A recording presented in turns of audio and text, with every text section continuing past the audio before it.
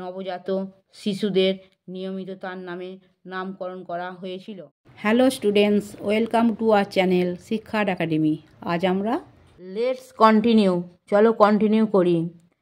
In the 1986 Seoul Olympiad, when Usha was just 22 years old, she became Asia's sprint queen by winning the 200 meters, the 400 meters, the 400 meters hurdles and the 4x400 meters relay race।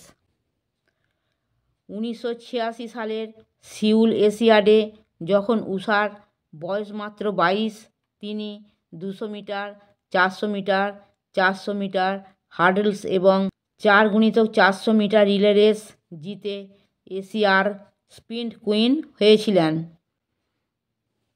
The next 5 years saw her grow from strength to strength in the Asian tracks। পরের 5 বছর তাকে Asian ট্র্যাকগুলিতে শক্তি থেকে শক্তিশালী হতে দেখা গেছে।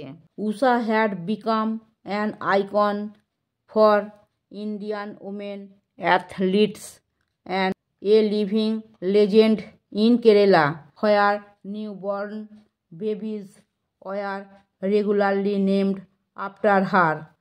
উষা ভারতীয় মহিলা ক্রীড়াবিদদের জন্য একজন আইকন হয়ে উঠেছিলেন এবং কেরালায় একজন জীবন্ত কিংবদন্তি হয়ে উঠেছিলেন, যেখানে নবজাত শিশুদের নিয়মিত তার নামে নামকরণ করা হয়েছিল। ওয়ার্ডরোব, আইকন, সিম্বল, প্রতীক, legend, famous person or story, কিংবদন্তি। আমার পড়ানো যদি তোমাদের ভালো লেগে থাকে তাহলে এই ভিডিওটি লাইক করবে, বন্ধুদের মধ্যে শেয়ার করবে এবং আমার চ্যানেলটিকে সাবস্ক্রাইব করে বেল আইকনটি অন করে দেবে।